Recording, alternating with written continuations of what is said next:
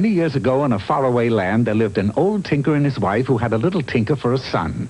The old couple were very thin, but not because they were poor, for the old man had made a fine success of his business and they were quite wealthy.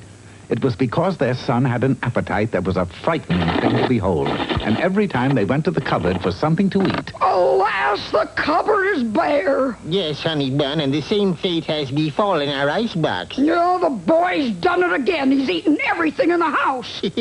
Not quite. You mean? Yes, dearie, I hid a chicken-fried peacock in the chandelier. Thank heavens we're saved. They hurried into the other room, but alas again, when they had climbed up to the chandelier... Hi, Ma.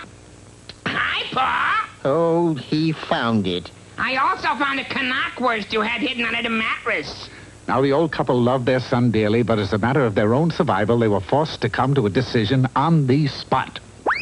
Why don't you leave home? Yes, it's time for you to go out in the world and make your fortune. This little silver hammer is the very same one I started with. Take it and good luck, son. May you become a big tinker someday. Knowing that he had come from a long line of tinkers, the lad was full of confidence, and quickly, going off to the nearest city, he walked along the streets crying his trade. I think.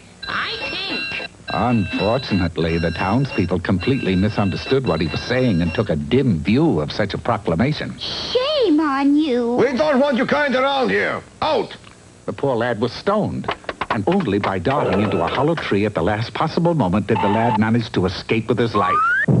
He might have stayed in the hollow tree for the rest of his life if fate had not taken a hand. For it so happened that a fearful giant troll moved into the woods surrounding a nearby kingdom and was terrifying everybody with his thunderous roars. Me.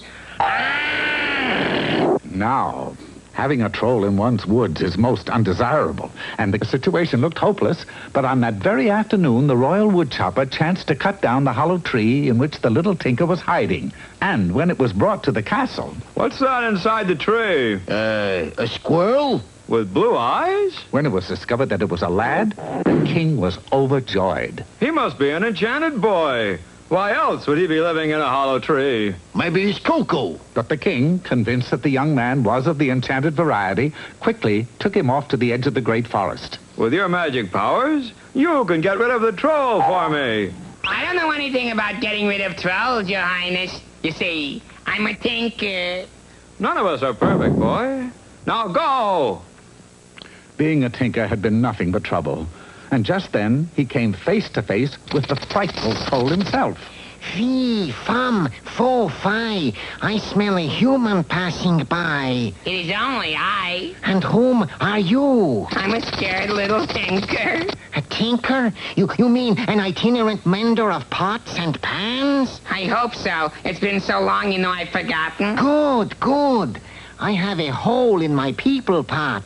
People pot? Yes, it's the pot in which us trolls cook people.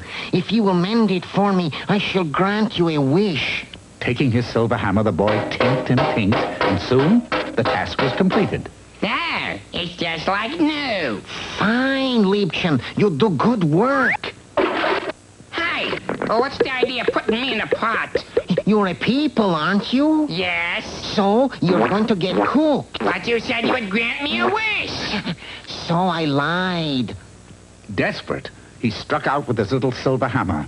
Fortunately, the one thing that will do in a troll is a blow from a silver hammer. Returning to the kingdom, the little tinker found himself a hero. Half of my kingdom is yours, boy. And now for the best part. Take a look at this. Say, that's a nice goat you got there. Goat? That's my daughter. You get to marry her. Hello, honey. Say, that kid was enchanted. Did you see him disappear? The lad didn't stop running until he was 5 kingdoms away.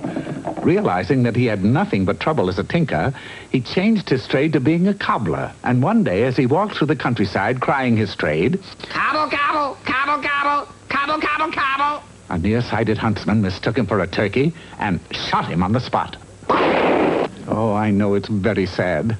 But at least one thing can be learned from this tale, and that is that once a tinker is bad enough, but once a cobbler is strictly for the birds. That's an old saying.